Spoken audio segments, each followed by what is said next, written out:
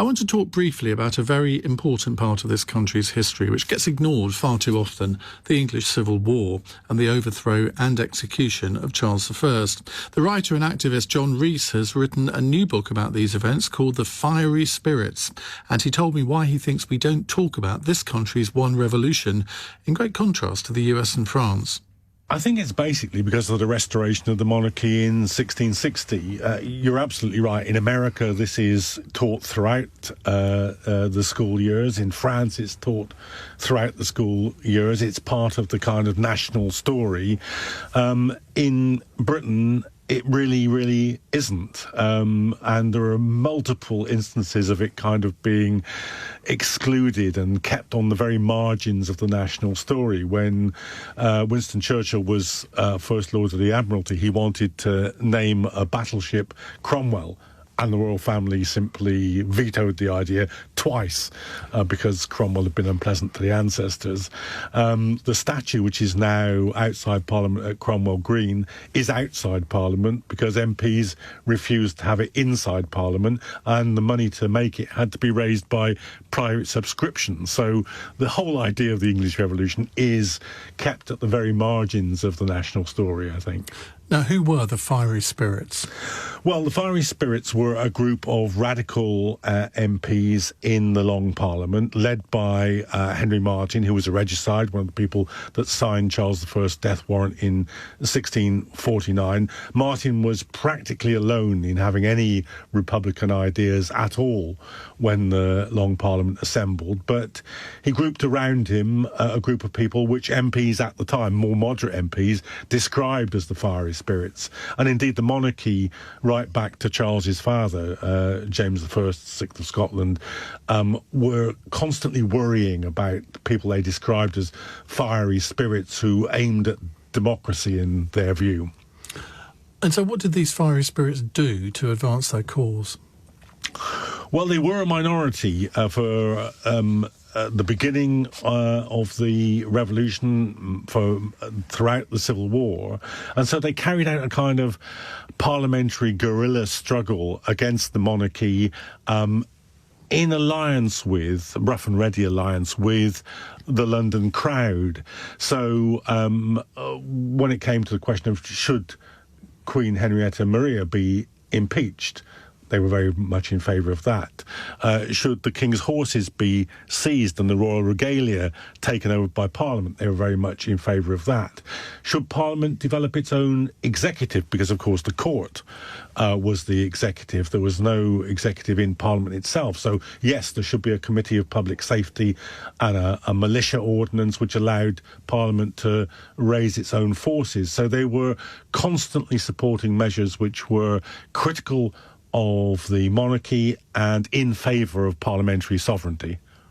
And what was the attitude of the general population at this time? Obviously, London was a fraction of the size that it is now, but were there people sort of manning the barricades out on the streets as you think back to the French Revolution, which was, 150 years later? Yes, very definitely. I mean, we're very familiar with the idea that the Great Journée, the days of popular mobilisation, were a constitutive part of the French Revolution, but there's a stronger case for that in the English Revolution as well. Time and time again, these huge crowds would come down to Westminster, try and exclude the bishops, lobby in very forcible ways the MPs and the lords as they went about their business.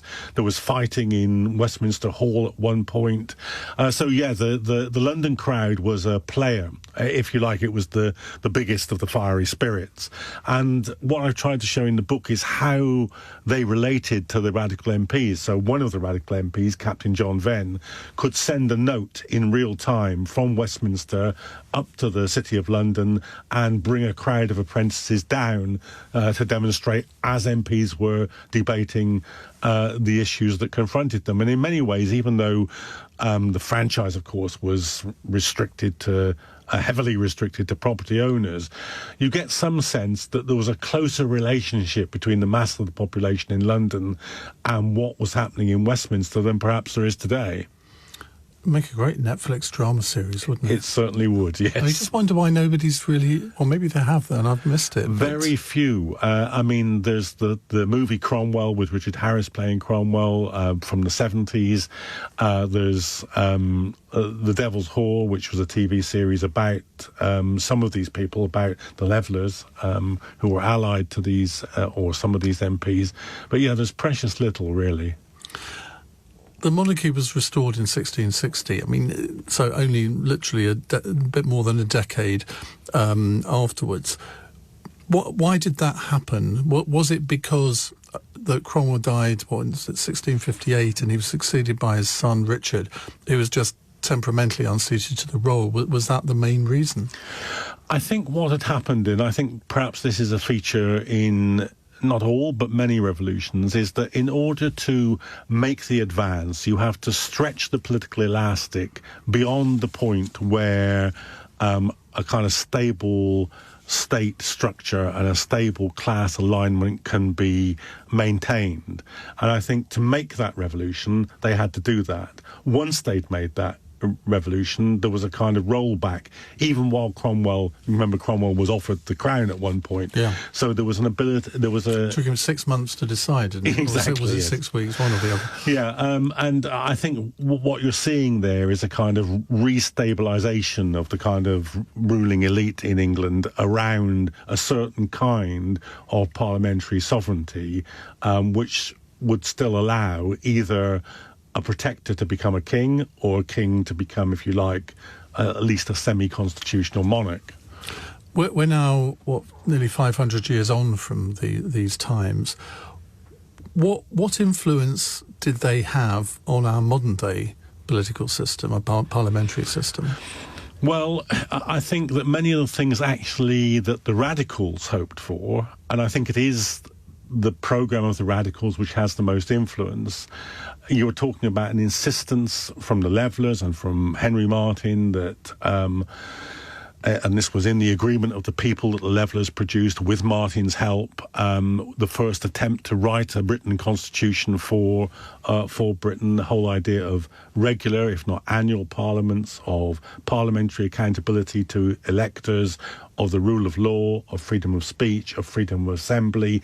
They all really enter the political lexicon properly in this moment. And they were hugely internationally significant. We find Edward Sexby, who's one of these fiery spirits, is sent off by the English Republic to a revolt in Bordeaux, where he has the agreement of the people translated into French.